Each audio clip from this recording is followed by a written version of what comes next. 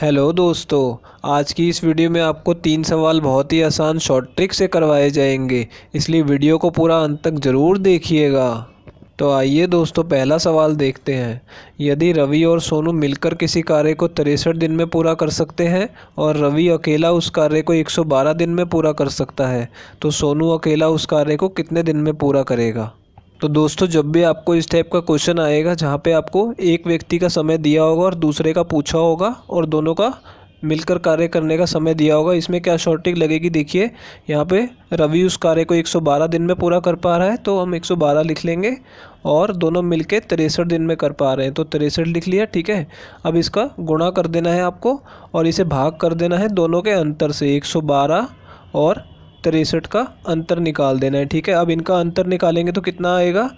नीचे आएगा 49। ठीक है, ऊपर मैं अभी ऐसे ही लिखा रहने दे रहा हूँ ताकि हम कैलकुलेशन में इसे काट लेंगे। ठीक है, अब इसे 7 से काटेंगे तो 7 बचेगा, इसे 7 से काटेंगे तो 9 और इसे भी हम 7 से काट लेंगे। 7 एकम 7 और 7 छिक 42, तो ये 16 में कितना आ जाएगा?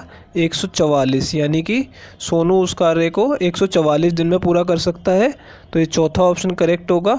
तो आइए हम दूसरे क्वेश्चन की तरफ चलते हैं। तो आइए दोस्तों, अब ये दूसरा सवाल देखते हैं।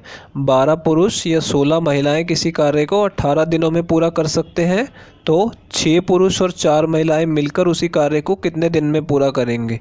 दोस्तों, टाइम एंड वर्क के जो क्वेश्चन होते हैं ना, उसमें इससे 2 टाइप के क्वेश्चन आते हैं। जैसे यहाँ पे आपको दिया हुआ है 12 पुरुष या 16 महिलाएं। ठीक है, यहाँ पे या दिया हुआ है, कई बार आपको और दे देता है, तो इसमें फ़र्क क्या होता है देखिए। यहाँ पे या दिया हुआ है तो यहाँ पे हमें समझना होगा कि यहाँ पे 2 समूह है, एक तो 12 पुरुषों का समूह है और एक अलग समूह है 16 महिलाओं का।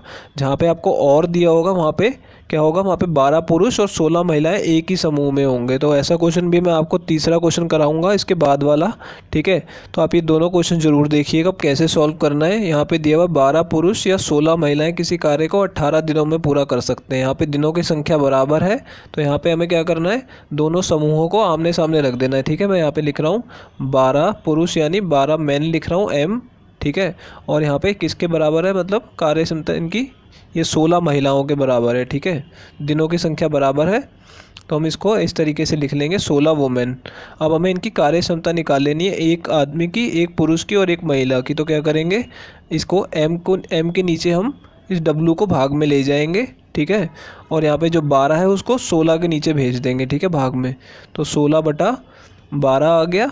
अब इसे काट लेंगे 4 से, तो कितना आ जाएगा? 4/3।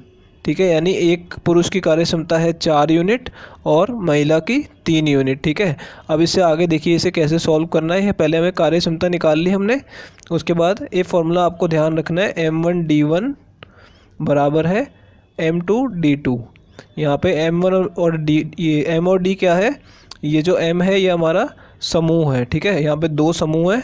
ठीक है, और यहाँ पे दिनों की संख्या की जो पहला समूह है ये कितने दिनों में कार्य को करता है और दूसरा समूह कितने दिनों में करता है। ठीक है, तो पहला समूह हम क्या करेंगे? 12 पुरुष का भी ले सकते हैं और 16 महिलाओं का भी। तो मैं यहाँ पे 12 पुरुष का समूह लेने वाला हूँ। तो देखिए यहाँ पे M1 की जगह मैं क्या लिखूँगा? 12 मैन। ठीक है, और ये कितने दिनों में कार्य को पूरा करते हैं? 18 दिनों में। तो यहाँ पे 18 लिख लेंगे। और दूसरा समूह हमें कौन सा लेना है? जो हमें पूछा गया है कि 6 पुरुष और 4 महिलाएं उसे कितने दिन में करेंगे। तो 6 पुरुष हो गया 6M और जमा लगाएंगे क्योंकि यहाँ पे और है, तो यहाँ पे जमा लगाना ज़रूरी है। और 4 महिलाएं यानी 4 वुमेन, ये पूरा समूह उसे कितने दिनों में करेगा ये हमें निकालना है। तो हम इसे D2 ही लिखा रहने देंगे, इसकी वैल्यू हमें निकालनी है।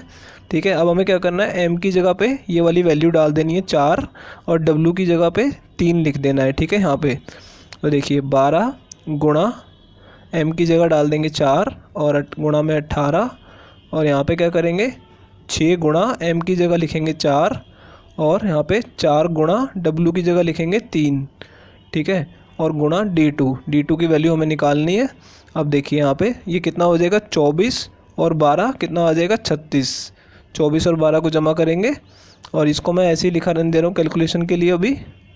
अब हम इसे काट लेंगे। ठीक है, यहीं से तो देखिए 12 एकम 12 और यहाँ पे 12 तिया 36, तो 3 से अब इसे काटेंगे 18 को, तो कितना आ जाएगा? 6। तो यहाँ पे क्या आंसर आएगा? यहाँ पे गुणा करेंगे तो 24 दिन। तो D2 की वैल्यू कितनी आई है? 24। तो इसका आंसर होगा 24।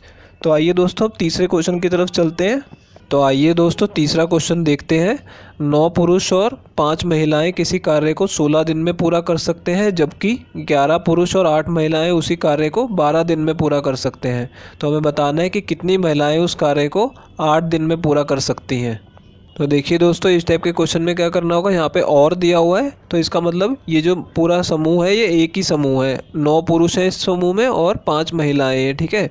ये कार्य को 16 दिन में पूरा कर रहे हैं और जो दूसरा समूह है 11 पुरुष और 8 महिलाओं का, ये 12 दिन में कर रहा है, ठीक है। तो दोनों समूह दिए हुए हैं तो हम पहले ये फॉर्मूला लगा देंगे M1D1, जो हमारा समूह वाला फॉर्मूला मैंने आपको बताया था पिछले क्वेश्चन में, और M2D2, ठीक है।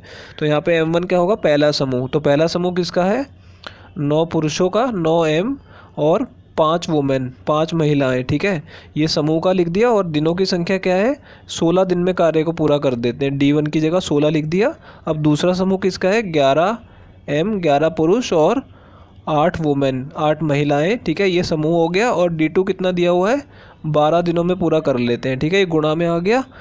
अब देखिए इसे काट लेंगे, 16 और 12 को 4 से काटेंगे तो कितना आ जाएगा, यहाँ पे 3 आ जाएगा और यहाँ पे 4 आ जाएगा। अब इस 4 को इससे गुणा करेंगे तो कितना आ जाएगा, 36M जमा 20W, ठीक है। और यहाँ पे 3 को इन दोनों से गुणा करेंगे तो 33M जमा 24W, ठीक है। अब क्या करना है, इस 33M को 36M के पास ले जाएंगे माइनस में, ठीक है। और यहाँ पे W को 20W को उधर ले जाएंगे घटाने के लिए, तो 24W माइनस 20W, ठीक है।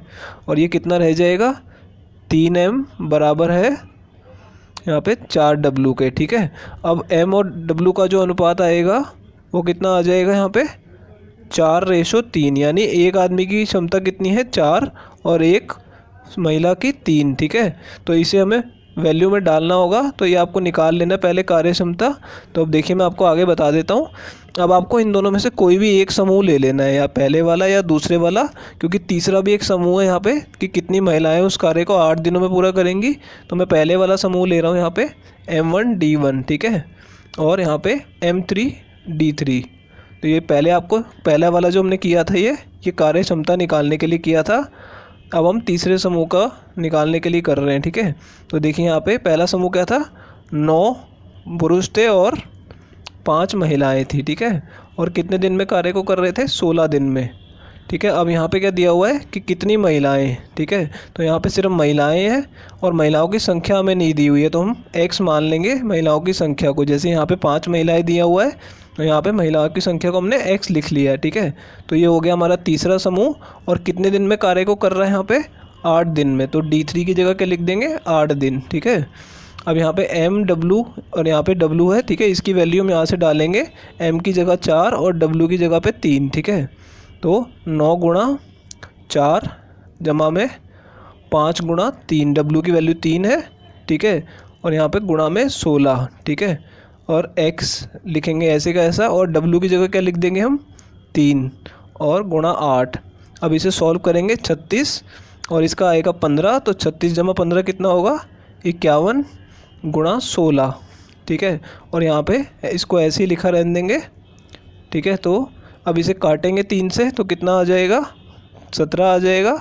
और इसे 8 से काटेंगे 16 को तो यहाँ पे 2 आ जाएगा। तो 17 दूनी 34, ठीक है।